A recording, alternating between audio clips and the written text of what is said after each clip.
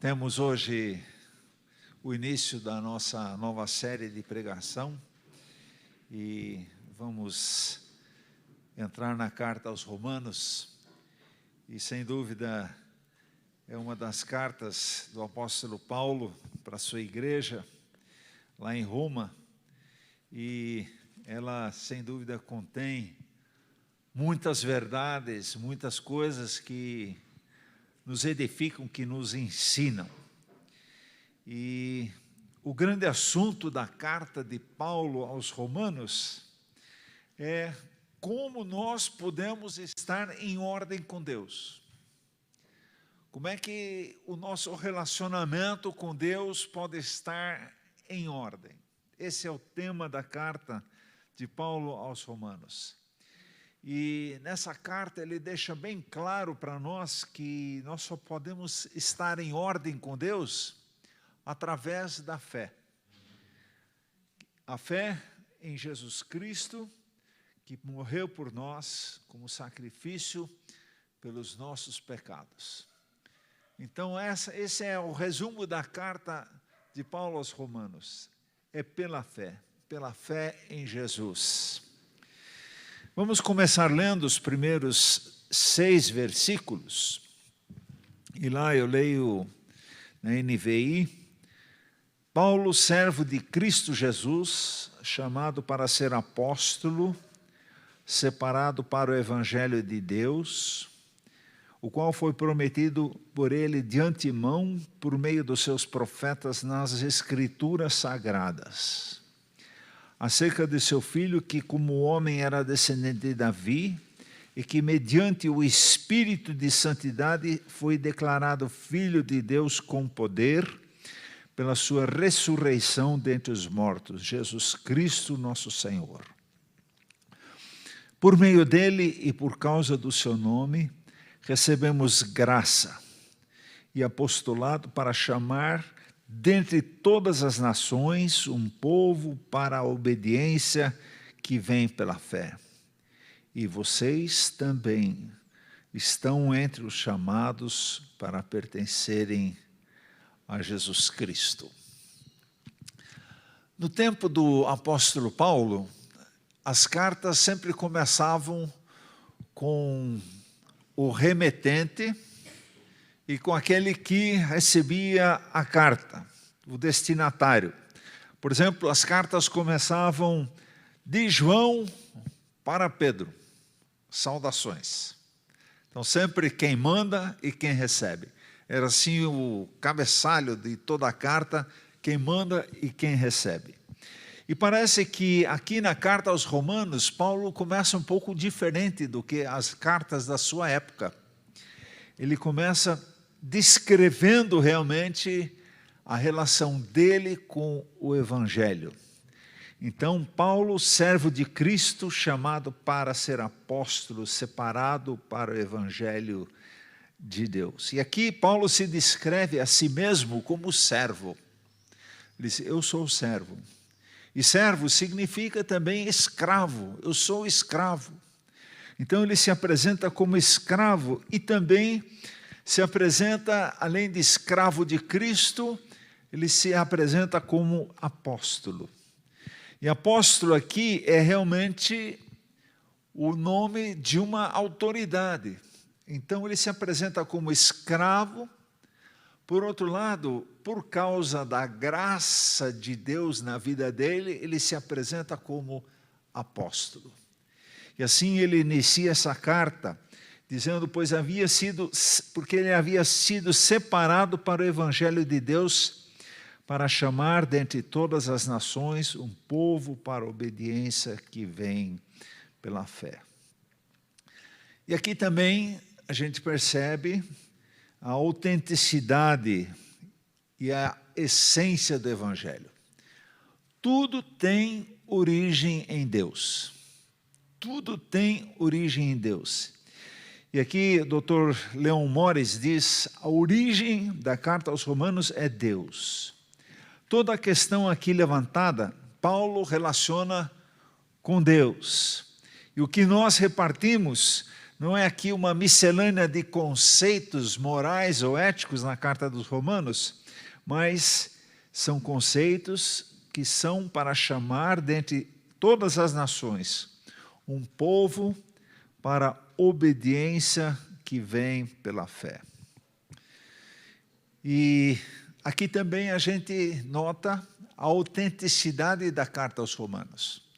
Não é uma carta qualquer. É uma carta que é autenticada pelo Antigo e pelo Novo Testamento.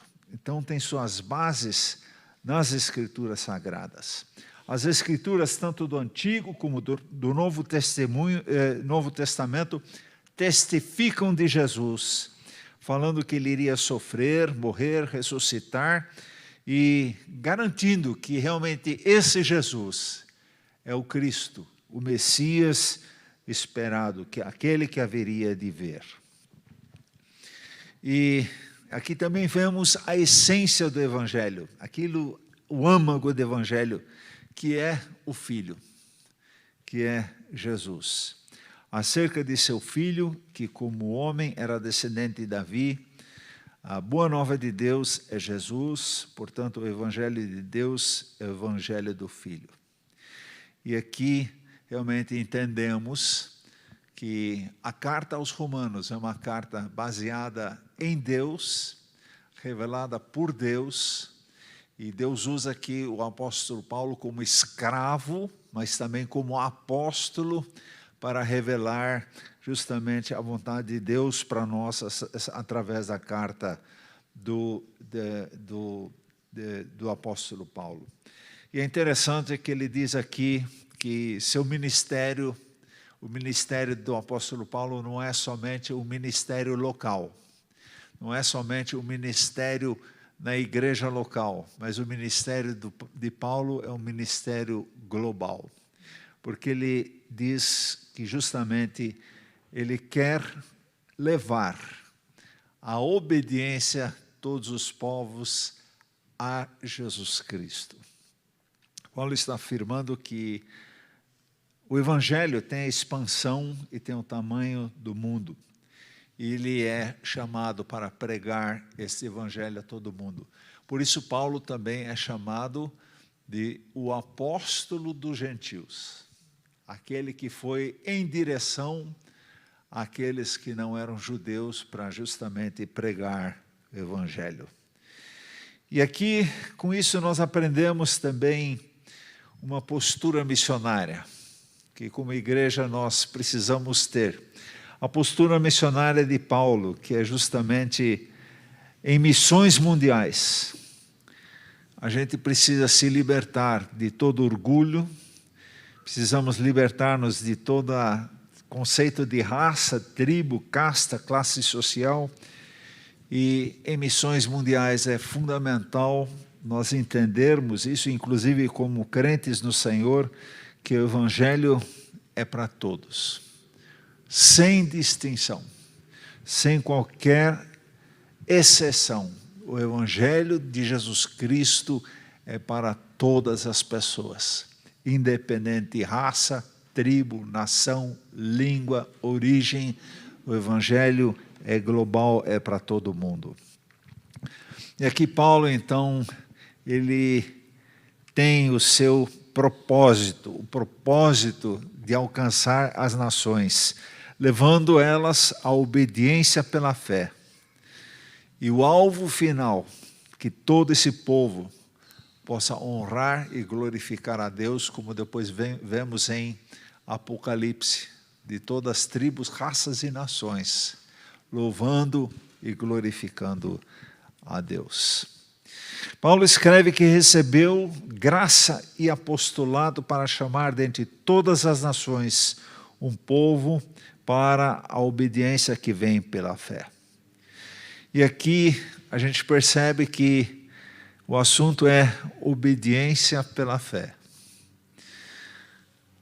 O que nos faz obedecer às leis de um país ou às leis humanas é o medo do castigo, não é verdade?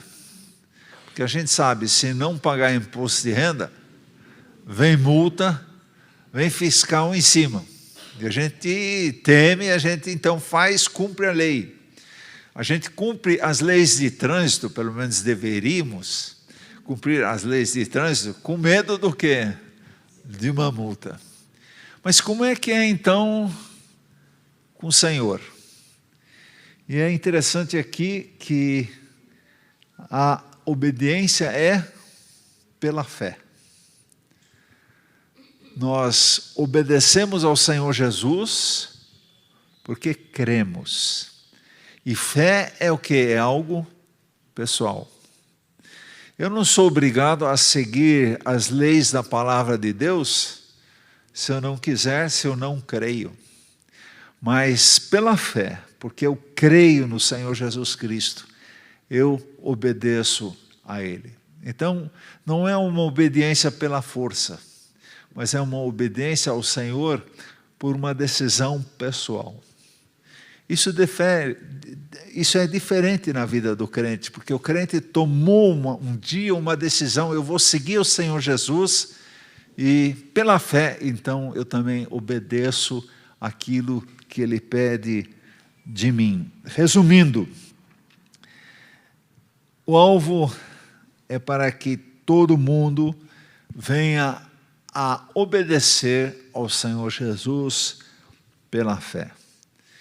E a gente vê isso tão bem em Filipenses 2, 9 e 11. Por isso Deus o exaltou à mais alta posição, Ele deu o nome que está acima de todo nome, para que ao nome do Senhor Jesus se dobre todo o joelho no céu, na terra e debaixo da terra, e toda língua confesse que Jesus Cristo é o Senhor, para a glória de Deus Pai. Então, nessa pequena introdução aqui, de alguns versículos, nós encontramos 6 verdades fundamentais a respeito do Evangelho. Primeiro, a origem do Evangelho é em Deus. Segundo, a essência do Evangelho, o âmago, a essência do Evangelho é Jesus Cristo. Terceiro, a autenticidade das Escrituras é provada pelo Antigo e também pelo Novo Testamento.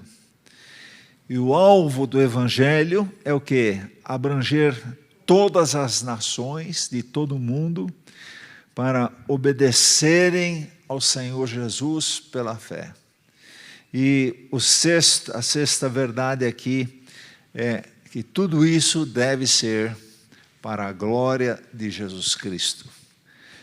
E que toda língua confesse que o Senhor Jesus é o Senhor, para a glória de Deus. E John Stott, de uma forma muito exemplar, ele resume isso ainda mais.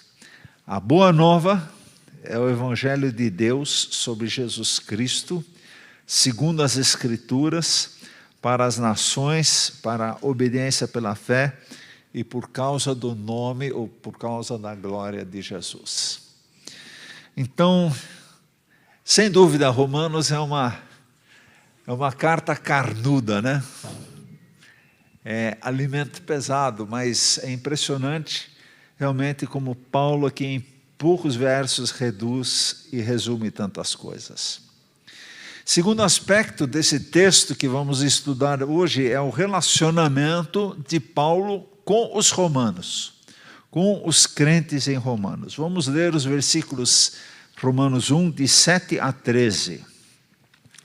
7 a 13. A todos os que em Roma são amados de Deus e chamados para serem santos, a vocês graça e paz da parte de Deus, nosso Pai, e do nosso Senhor Jesus Cristo. Antes de tudo, sou grato ao meu Deus, mediante Jesus Cristo, por todos vocês, porque em todo o mundo está sendo anunciada a fé que vocês têm. Deus, a quem sirvo de todo o coração, pregando o evangelho do seu Filho, é minha testemunha de como sempre me lembro de vocês em minhas orações. E peço que agora, finalmente, pela vontade de Deus, seja-me aberto o caminho para que eu possa visitá-los. Anseio vê-los, a fim de compartilhar com vocês algum dom espiritual para fortalecê-los. E isto é, para que eu e vocês sejamos mutuamente encorajados pela fé. Quero que vocês saibam, irmãos, que muitas vezes planejei visitá-los, mas fui impedido de fazê-lo até agora. Meu propósito é colher algum fruto entre vocês, assim como tenho colhido entre os demais gentios. Depois de ter se apresentado como apóstolo, ter apresentado o seu apostolado, ele então vai aqui ao destinatário da carta. E os destinatários da carta são os crentes em Roma. Por isso a carta aos romanos. Ele então escreve esta carta a eles e dirige a eles realmente o destino da carta. A todos os que em Roma são amados de Deus e chamados para serem santos. A vocês, graça e paz da parte de Deus, nosso Pai, e de nosso Senhor Jesus Cristo. Não sabemos quantas igrejas havia em Roma, mas parece que existiam várias igrejas na cidade de Roma. Então, ele escreve aqui a todos, e ele destina essa carta, então, a todos os crentes em Roma. E Roma, nesse tempo, era o centro do mundo. No início da era cristã, em Roma convergia tudo. De Roma emanavam as leis, de Roma emanava o poder. Havia realmente o poder romano. E Roma era um império poderoso que fazia uso da força para subjugar as nações e com isso criar a chamada Pax Romana. A Pax Romana era o quê? A paz pela força. E quem levantasse a voz ficava um pescoço mais curto. Então era realmente nessa base que realmente Roma dominava o mundo e era o centro do mundo. Roma, chamada Cidade Eterna, que havia dado a paz ao mundo, ao mundo, a fonte da lei, o centro da civilização, a meca dos poetas, oradores, artistas e ao mesmo tempo um local de grande idolatria. Esta era a Roma daquele tempo.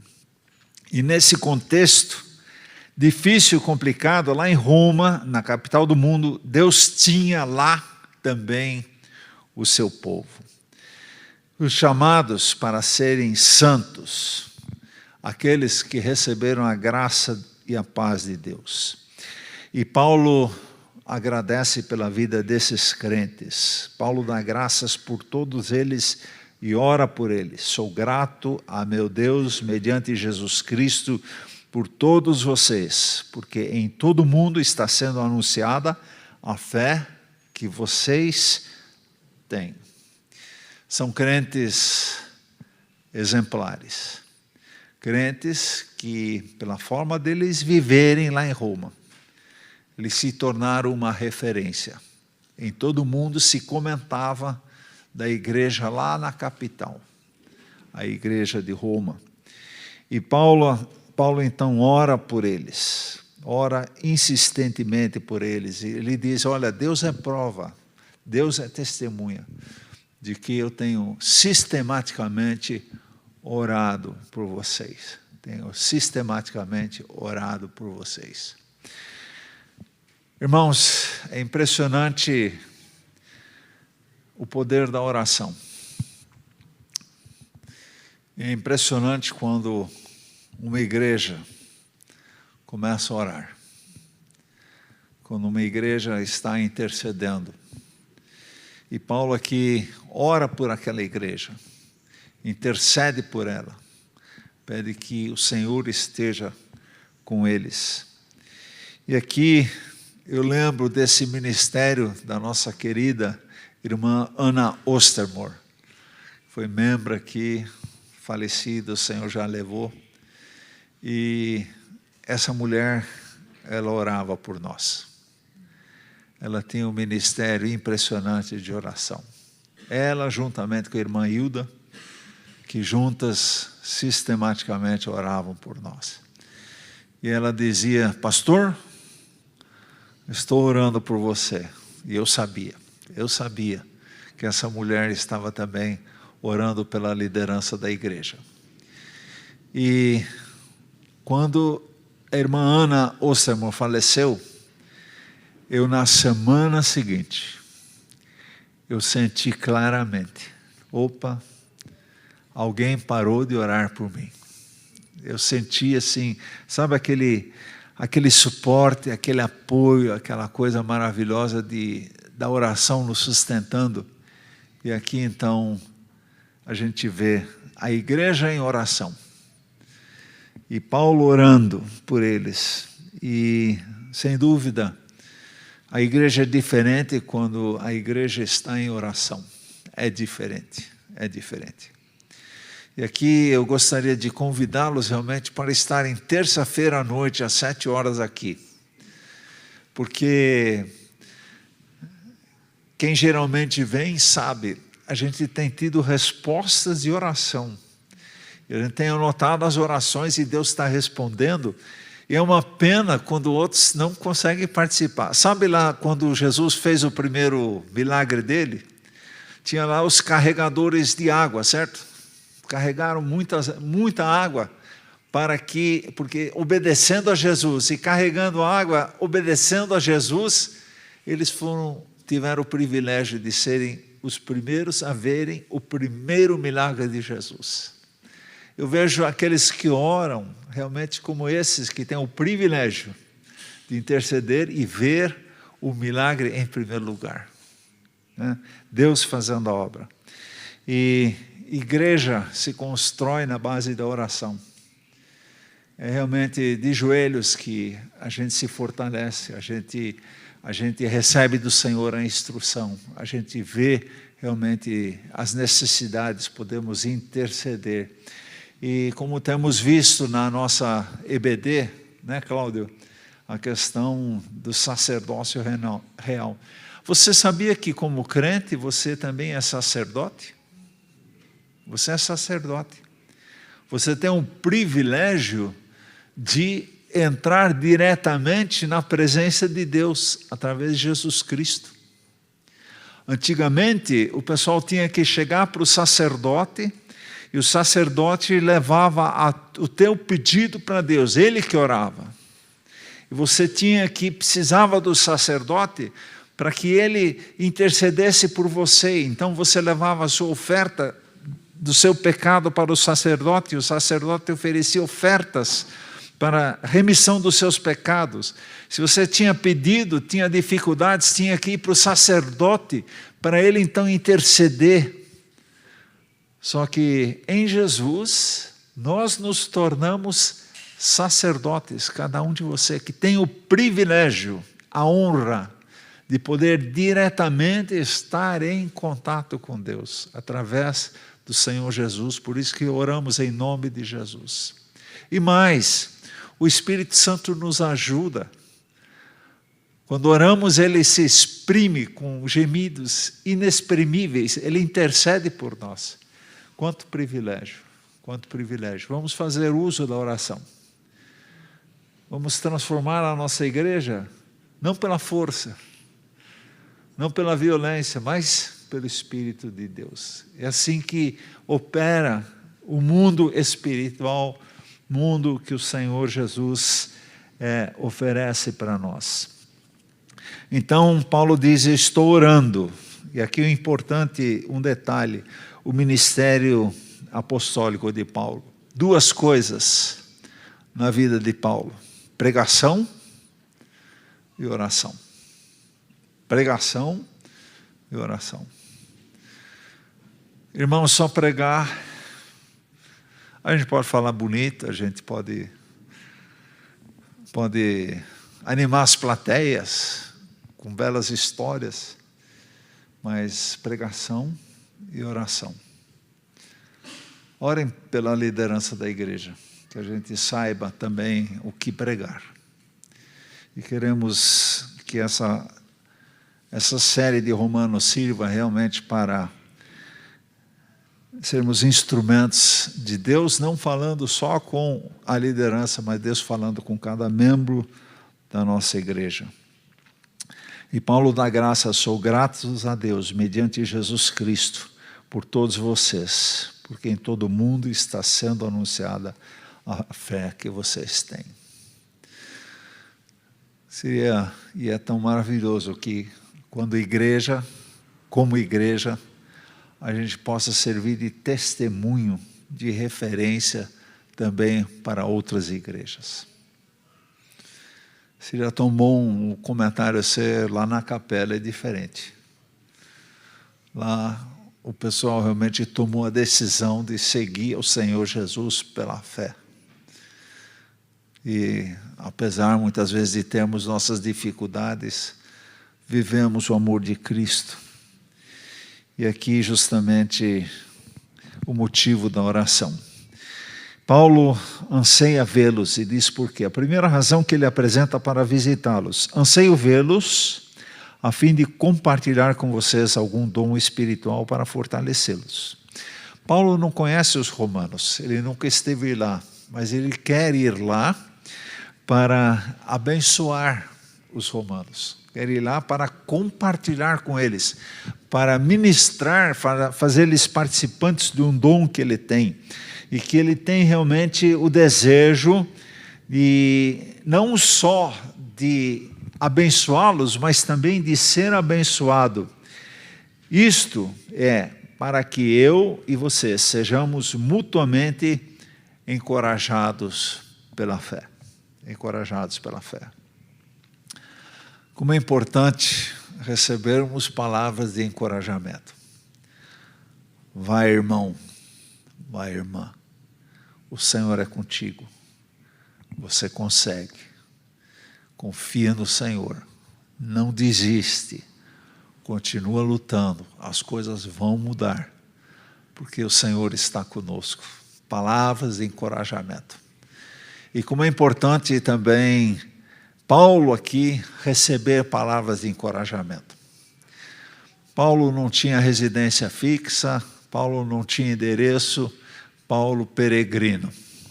Ele peregrinava de lugar para cumprir essa missão dele, que era justamente de pregar o evangelho em todo o mundo, para toda a criatura, para levar-lhes à obediência à fé. E uma palavra de encorajamento, sem dúvida, também era necessário para ele. Paulo não precisa, é herói da fé. Não, é justamente aqueles que estão na linha de frente precisam realmente de encorajamento. E Paulo, então, sempre quis visitá-los. Quero que você saiba, irmãos, que muitas vezes planejei visitá-los. E Paulo não menciona aqui diretamente o que impedia ele de chegar a Roma, mas certamente era muito o grande trabalho e as muitas dificuldades que ele estava encontrando na Grécia, com as igrejas na Grécia. Mas ele tinha um propósito e sentia que uma hora ele iria a Roma, como de fato um dia ele foi. Só que ele não foi em liberdade, mas ele foi como prisioneiro. E assim se cumpriu o desejo dele. E mesmo como prisioneiro, isso nós vamos ver mais adiante, mesmo como prisioneiro, ele teve um ministério exemplar, um ministério de testemunho, que até isso. Houve conversões lá, e dizem que a própria esposa de Nero se converteu, né? Isso por causa do ministério, dessa dedicação da oração de Paulo. Meu propósito é colher algum fruto entre vocês, assim como tenho colhido entre os demais gentios. Sim, ele queria também ver o fruto, o resultado do seu ministério. Ele tinha o desejo, eu vou, mas eu gostaria de ser abençoado com o fruto. E quero colher esse fruto. E Deus, sem dúvida, confirmou o ministério dele. E Paulo, então, explica aqui os motivos maiores. Versículos 14 até o 17º. Sou devedor tanto a gregos como a bárbaros, tanto a sábios como ignorantes. Por isso estou disposto a pregar o evangelho também a vocês que estão em Roma.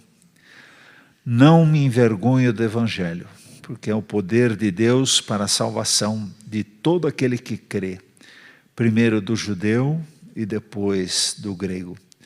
Porque no evangelho é revelada a justiça de Deus, uma justiça que do princípio ao fim é pela fé, como está escrito: o justo viverá pela fé. Paulo estava ansioso para pregar o evangelho em Roma, e agora ele faz 3 declarações pessoais muito fortes. Versículo 14, primeira declaração: sou devedor. Versículo 15, segunda declaração: eu estou disposto. E versículo 16, a terceira declaração: eu não me envergonho. Eu não me envergonho.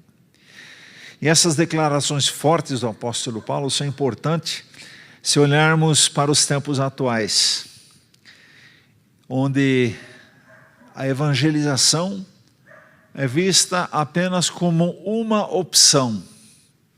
Não, nós também podemos evangelizar. Mas não é assim, Paulo não vê assim.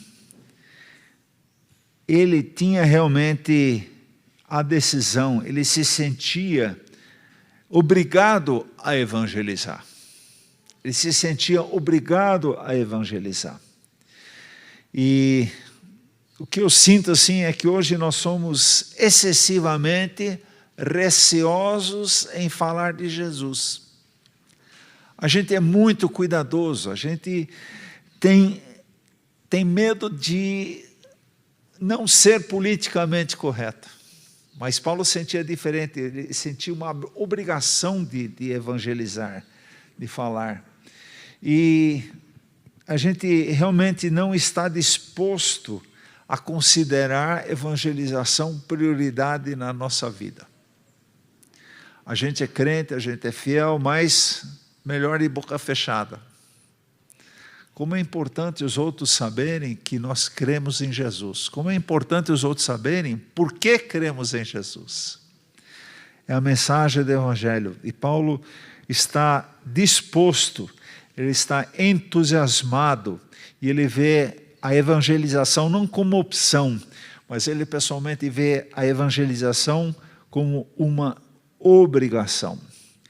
E aqui a gente realmente pode entender Paulo falando em vergonha, porque quem era Paulo?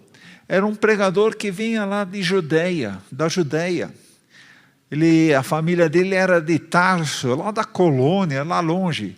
E o que um pregador da Judeia iria falar de coisas importantes na capital do mundo? Quem seria ele para estar trazendo uma mensagem de mudança para a capital do mundo? Ele tinha todos os motivos para ficar quieto. Ele tinha todos os motivos para realmente evitar de ser humilhado, de ser envergonhado. Mas Paulo não pensava assim, pelo contrário. É interessante aqui, ele se considerava um devedor. Um devedor. Tem 2 formas de nós sermos devedores.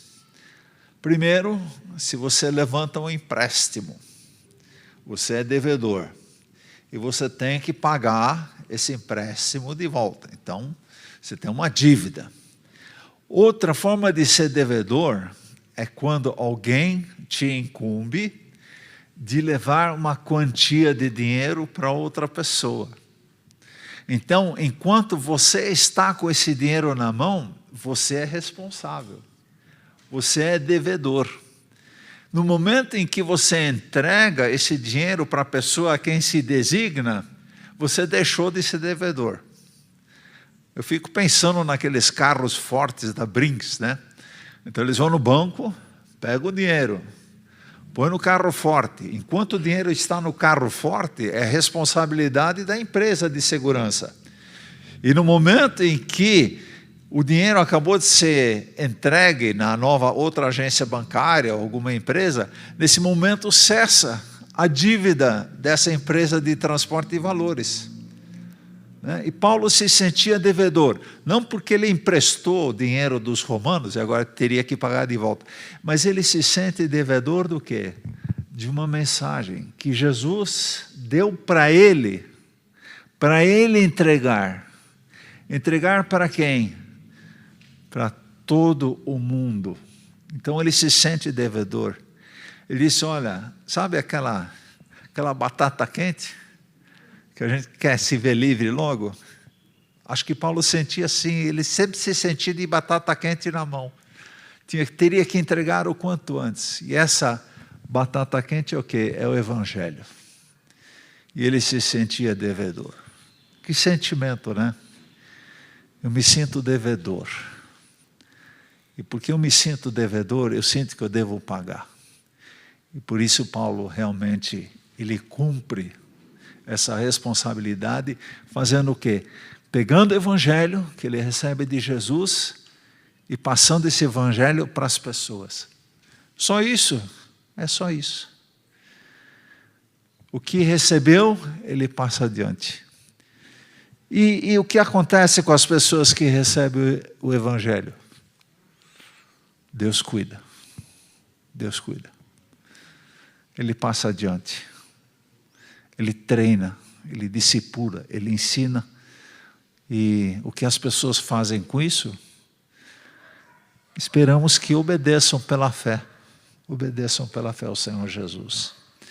Então, Paulo tem uma dívida. Sou devedor tanto a gregos como a bárbaros, tanto a sábios como ignorantes. Por isso estou disposto a pregar o Evangelho também a vocês que estão em Roma. Ele se sente devedor. E sente, olha, eu preciso pregar também em Roma. Eu quero ir até Roma e quero pregar. E mais, eu quero usar Roma como uma base missionária. Porque o meu desejo, e assim sentia Paulo, é ir até a Espanha. Ir até a Espanha. Pregar o Evangelho mais longe. E ele sonhava em transformar a cidade de Roma como um ponto de apoio missionário para as suas viagens até, naquele tempo, fim do mundo. Espanha, Portugal. Lá terminava o mundo. Existem, então, essas duas formas de dívida. Dívida que assumimos e dívida que nós queremos cumprir, passando adiante os valores que nos foram confiados. E Paulo então diz, sou devedor tanto a gregos como a bárbaros, tanto como sábios como ignorantes.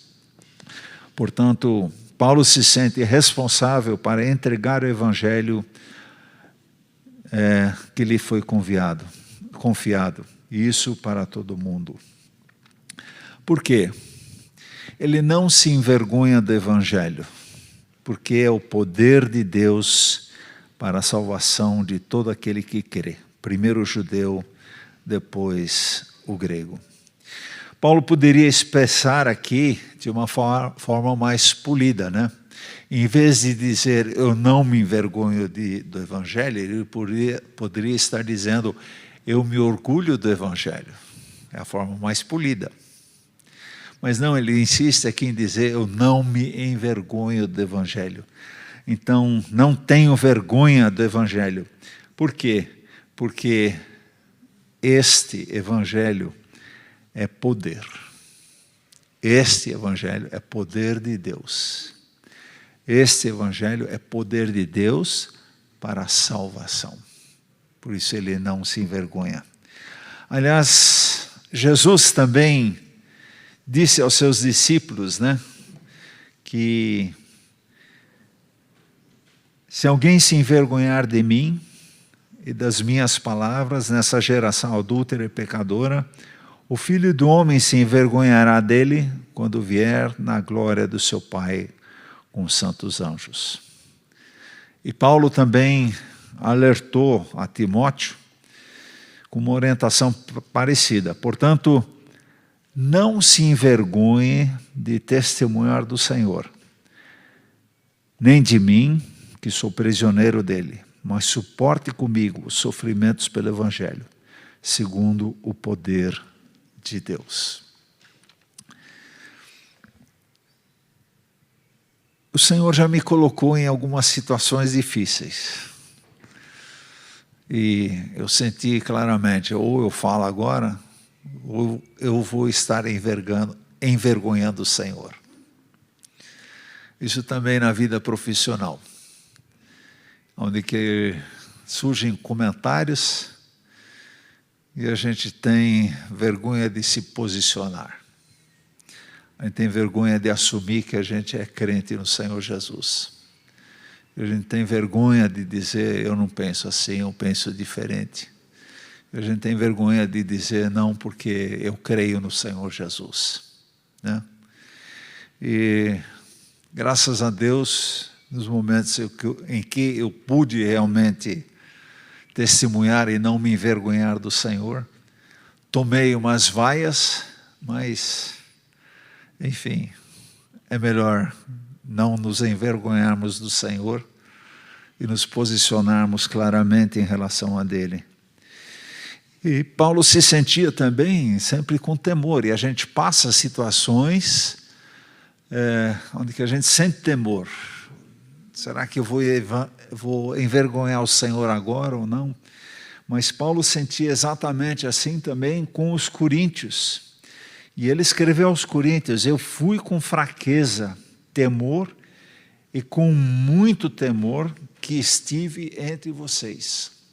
Paulo sentia realmente, não sentia que era fácil confrontar os coríntios, confrontá-los nos seus pecados, nas suas heresias, mas ele assumiu, ele realmente trouxe esclarecimento, ele trouxe realmente a mensagem da cruz. Aliás, mensagem da cruz que nós sabemos que é loucura para alguns. Mensagem da cruz que é escândalo para outros. E sempre quando o Evangelho for pregado com fidelidade, sempre o Evangelho vai trazer oposição. Sempre. Então, se você prega o Senhor Jesus, se você testemunha com fidelidade dele, sempre vai haver duas reações. Aqueles que vão rejeitar, mas também aqueles que vão aceitar. Então, temos que estar preparados para os dois. Mas Paulo aqui tomou a decisão, eu não vou me envergonhar. Eu não vou me envergonhar de dizer que sou crente. Não vou me envergonhar de assumir uma posição clara em relação a Jesus. Não vou me envergonhar de dizer, disto eu não participo porque eu sou crente no Senhor Jesus, e isso a Bíblia chama de pecado. Como é importante nós termos essa coragem.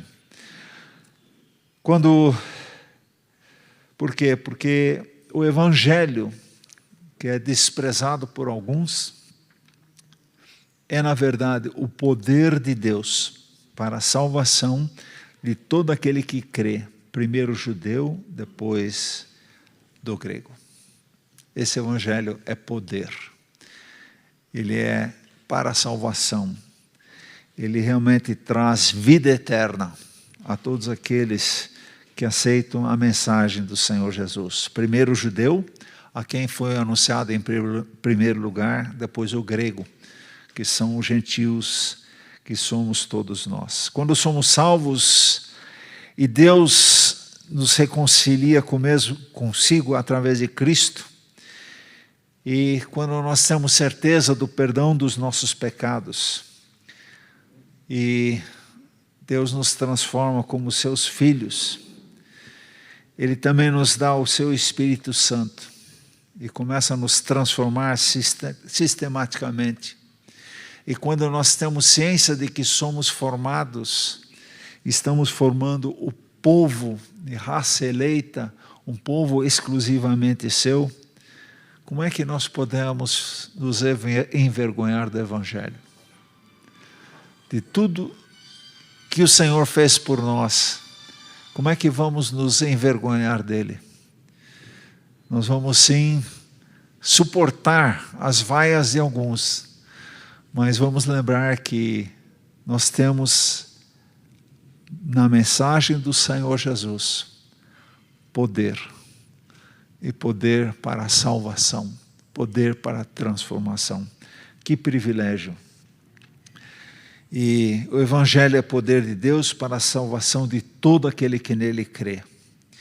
É a fé que salva, é a fé que é a resposta ao Evangelho. Todos os que são salvos da mesma maneira. E aqui todos nós fomos salvos do mesmo jeitinho. Como? Pela fé. Pela fé. Quem crê no Senhor Jesus será salvo. E isso nós temos em comum. Os salvos em Cristo têm em comum. É a fé que salva. Pois vocês são salvos pela graça por meio da fé. E é interessante, isso não vem de vocês, é dom de Deus. E depois de compreendermos e vivenciarmos essas verdades, aí sim nós podemos dizer, como Paulo diz, não me envergonho. Depois, sou devedor, eu tenho uma batata quente na mão que eu preciso me livrar, que é o Evangelho. Eu tenho que passar eu sou devedor, eu tenho que passar adiante para que outros também sejam salvos.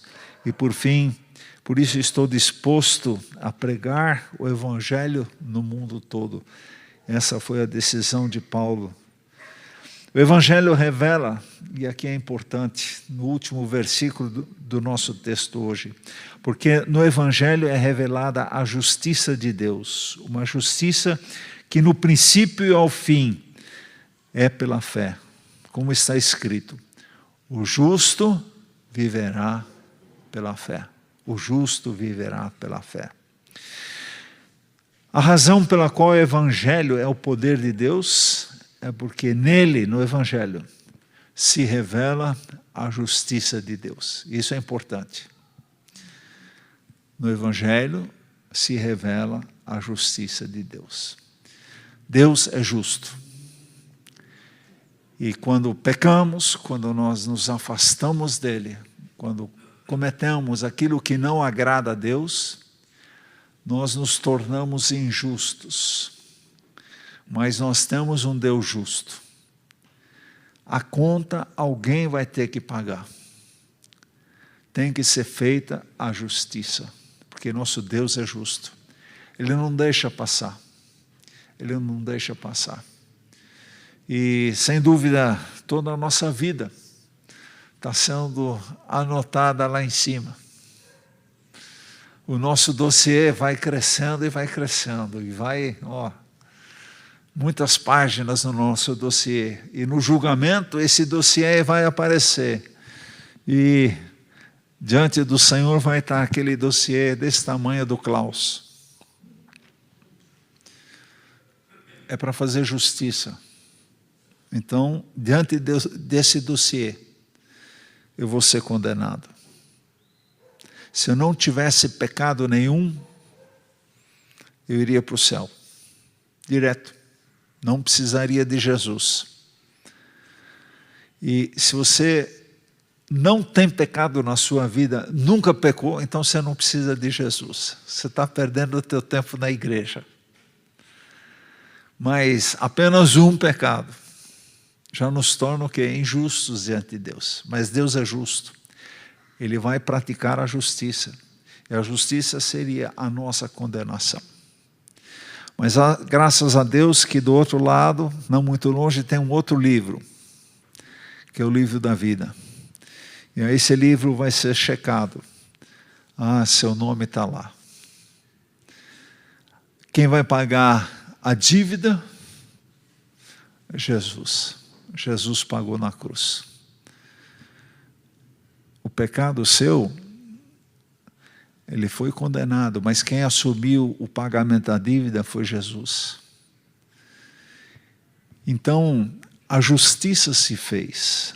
E a mensagem do Evangelho justamente é poder de Deus, por quê? Porque nele, no poder de Deus, através do Evangelho, se revela o quê? A justiça. Aconteceu a justiça. Jesus pagou a conta por nós. Essa conta está paga. Essa justiça é o quê? O texto diz, de fé em fé. Então essa justiça aconteceu por causa da nossa fé em Jesus. De fé em fé. É a fé que salva. A fé é a resposta que o Evangelho exige. Sem fé é impossível agradar a Deus. Sem fé é impossível a salvação.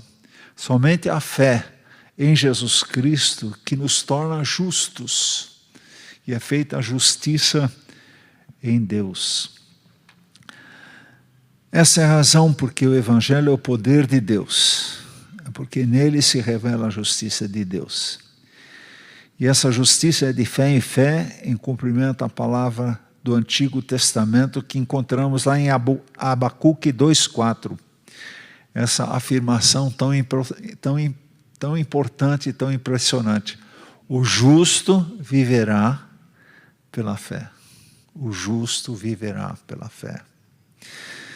E a gente pode realmente interpretar de duas formas: o justo viverá pela fé. O justo viverá porque ele crê, ou você vive porque você crê. O justo viverá pela fé. Vida e justiça acontece pela fé. Vida e justiça. A vida que nós vamos viver agora, transformados pelo Evangelho, e vamos vivê-la eternamente porque cremos no Senhor Jesus e Ele nos oferece vida eterna e somos justificados pela fé. Justificados pela fé. E com isso os nossos pecados foram pagos. A justiça de Deus é a maior manifestação de justiça que aconteceu no mundo. Foi lá na cruz do Calvário. Porque vocês são salvos pela graça, por meio da fé. Isso não vem de vocês, é dom de Deus. A fé vinda de Deus a nós. A fé vinda de Deus para nós, para que creiamos, que nos faz crer. Também a fé de quem nos evangelizou, de fé em fé. E quando diz de fé em fé, dá para entender assim: alguém com fé no Senhor Jesus trouxe para mim o Evangelho para que também em mim nascesse a fé, de fé em fé. De crente para incrédulo, depois esse incrédulo se torna crente, tem fé e passa para outro incrédulo, e esse incrédulo tem fé e ele também se torna um salvo, e assim por diante, de fé em fé, um falando para o outro. E o justo viverá pela fé. Amém, irmãos? Vamos ficar por aqui hoje. Quanta coisa a palavra de Deus não nos traz a respeito daquilo que é tão valioso, que é tão maravilhoso, que é tão impressionante, que é justamente Jesus morrendo por nós, para que tivéssemos salvação, e não somente salvação, mas que tivéssemos uma vida plena com o Senhor. Nessa semana eu proponho que você passe adiante como devedor a mensagem de Jesus para alguém. Quem sabe alguma pessoa do seu lado, aberta, disposta a ouvir, precise justamente experimentar o poder de Deus, de ser salva. Amém? Somos devedores e queremos nos ver livre dessa dívida. E a melhor forma é falarmos de Jesus para as outras pessoas. Amém?